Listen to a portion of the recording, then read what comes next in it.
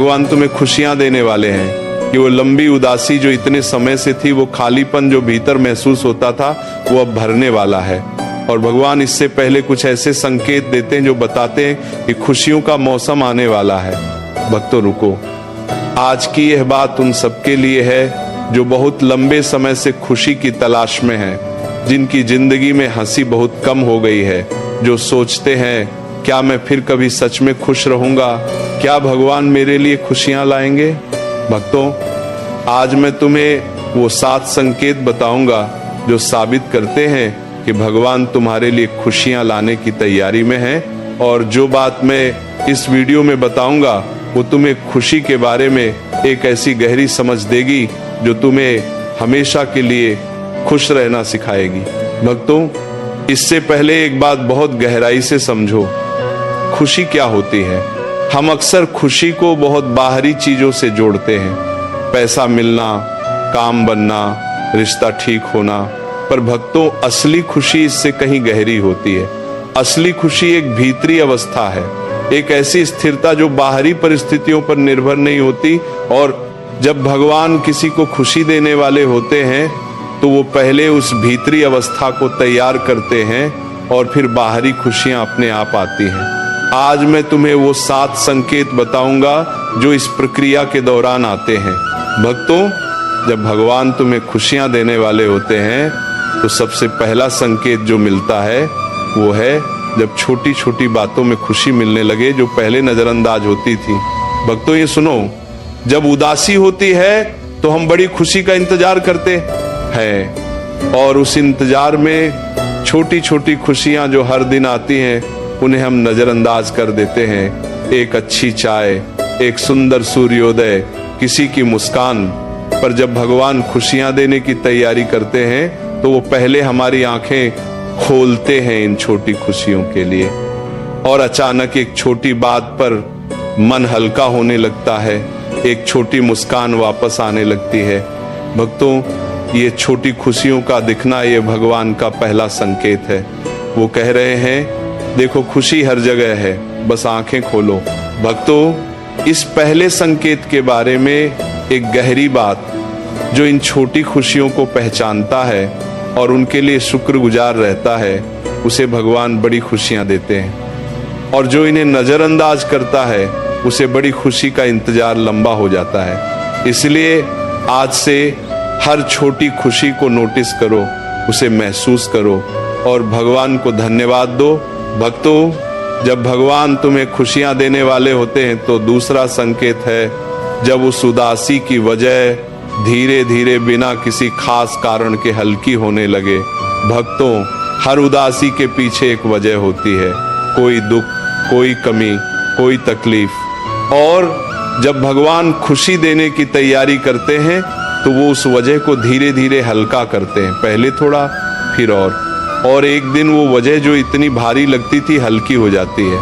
भक्तों, इस हल्के होने को पहचानो और इसके लिए शुक्रिया दो। भक्तों, जब भगवान तुम्हें खुशियां देने वाले होते हैं तो तीसरा संकेत है जब तुम्हारी जिंदगी में सही लोग आने लगे जो हंसी और सकारात्मकता लाएं। भक्तों, जब उदासी होती है तो हम अक्सर उन लोगों से दूर हो जाते हैं जो हमें खुशी देते हैं।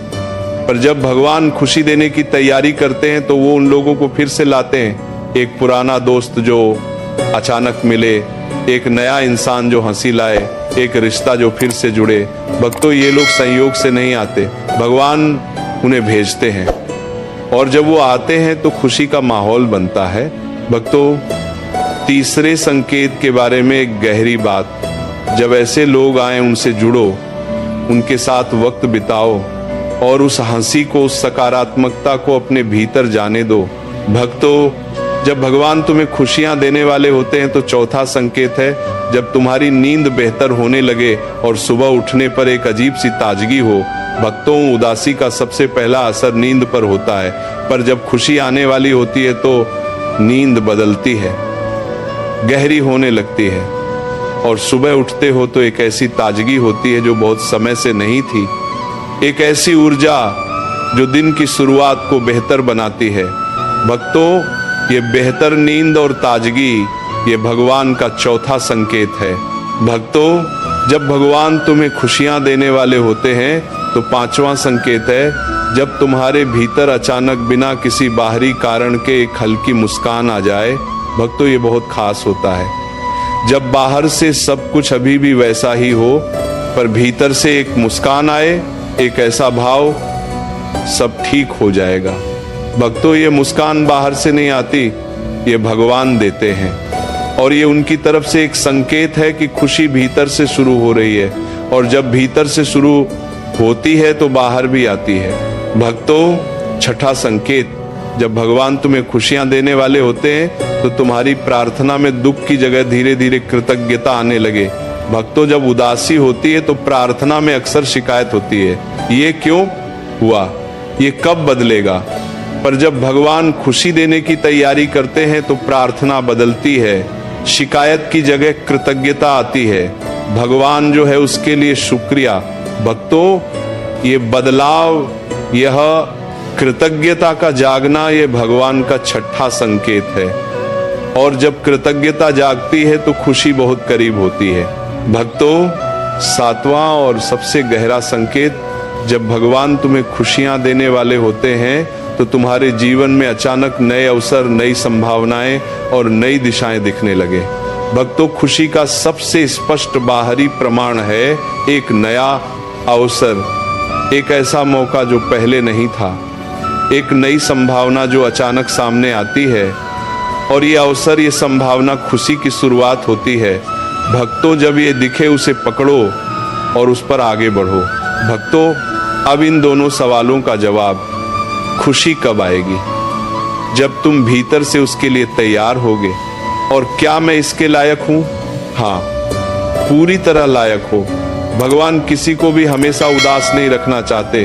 वो हर एक, चाहे कितना भी समय बीत गया हो, उन्हें खुशी देना चाहते हैं। बस खुशी पाने के लिए कुछ चीजें जरूरी हैं। भक्तों, पहली जरूरी बात, उदासी को पूरी तरह अनुभव करो, दबाओ मत।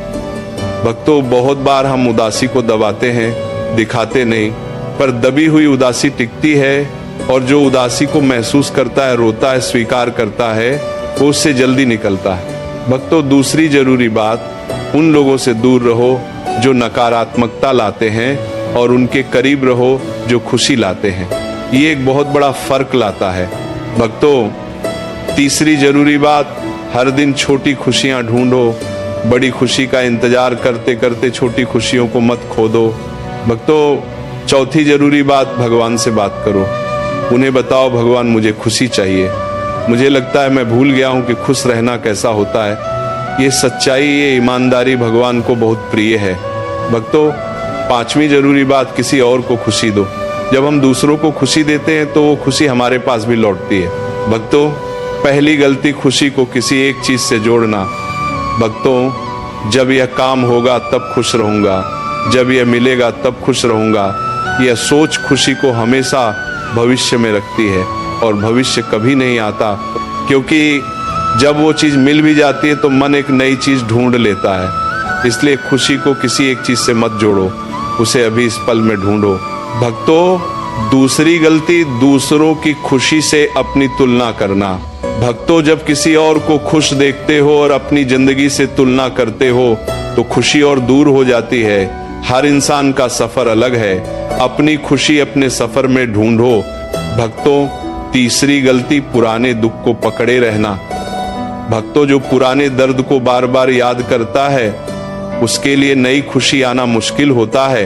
पुराने दर्द को एक सबक के रूप में रखो पर उसे पकड़े मत रहो।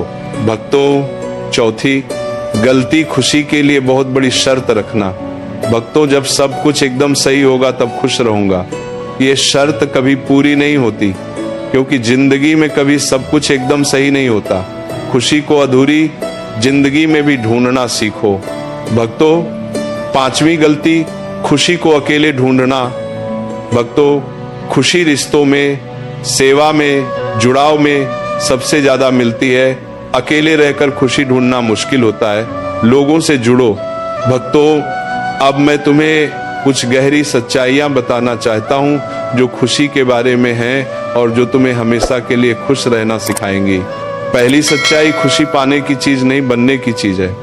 भक्तों, हम सोचते हैं खुशी बाहर से आती है, पर असली खुशी भीतर से बनती है। जब इंसान कृतज्ञ बनता है, दयालु बनता है, संतुष्ट बनता है, तो वो खुशी बन जाता है। और जब वो खुशी बन जाता है तो बाहरी परिस्थितियां उसे प्रभावित नहीं करती। दूसरी सच्चाई खुशी हर पल में छुपी है, बस देखने की आंखें चाहिए। भक्तों, जो आंखें खुली हैं उन्हें हर जगह खुशी मिलती है। एक चाय की चुस्की में, एक बच्चे की हंसी में, एक अच्छी नींद में, एक भजन में। खुशी कहीं दूर नहीं, वो यही है, बस देखना सीखना है। तीसरी सच्चाई खुशी बांटने से बढ़ती है। भक्तों, जो खुशी अपने तक रखता है वो छोटी रहती है, जो खुशी बांटता है वो बड़ी होती है। इसलिए जो भी खुशी मिले उसे दूसरों के साथ बांटो। चौथी सच्चाई, सबसे बड़ी खुशी भगवान के साथ रिश्ते में है। भक्तों, दुनिया की कोई भी खुशी टिकाऊ नहीं है। काम खत्म हो सकता है, रिश्ते बदल सकते हैं, पैसा आ जा सकता है, पर भगवान के साथ का रिश्ता हमेशा रहता है।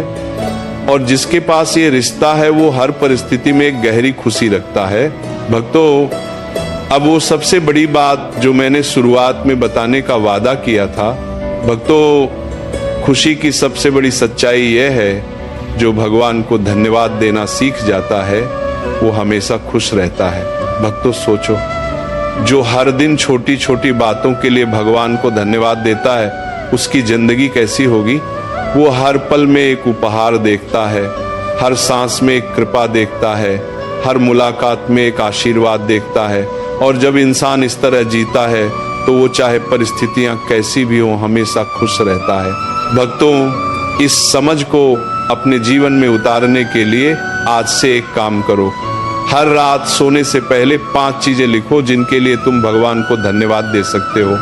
और हर सुबह उठकर एक बात कहो, भगवान, आज खुश रहने के लिए तुमने मुझे क्या क्या दिया है मैं देखना चाहता हूँ। और देखो कैसे धीरे धीरे तुम्हारी आंखें खुलती हैं और खुशी हर जगह दिखने लगती है। भक्तों, एक और गहरी बात, जो खुशी भगवान देते हैं वो हमेशा सही वक्त पर आती है, ना पहले ना बाद में। उनका वक्त सबसे सटीक होता है, इसलिए धैर्य रखो और भरोसा रखो। भक्तों, एक आखिरी बात जो मैं तुम्हारे दिल में बसाना चाहता हूँ, अगर तुम बहुत समय से उदास हो तो ये जानो भगवान ने तुम्हें भुलाया नहीं है। वो तुम्हारे लिए खुशियां तैयार कर रहे हैं और जब वो आती हैं तो वो इतनी सुंदर होती हैं कि सारी उदासी एक पल में भूल जाती है। बस थोड़ा और, बस थोड़ा सा और। प्यारे भक्तों, आज जो 7 संकेत मैंने बताए, छोटी खुशियों का दिखना, उदासी की वजह का हल्का होना, सही लोगों का आना, बेहतर नींद और ताजगी, बिना कारण मुस्कान, प्रार्थना में कृतज्ञता और नए अवसर का दिखना, ये सभी संकेत हैं जो बताते हैं कि भगवान तुम्हें खुशियां देने वाले हैं। इन्हें पहचानो, इन पर भरोसा रखो और आज से हर पल में खुशी ढूंढो और भगवान को धन्यवाद दो, क्योंकि जो धन्यवाद देता है वो हमेशा खुश रहता है। राधे राधे।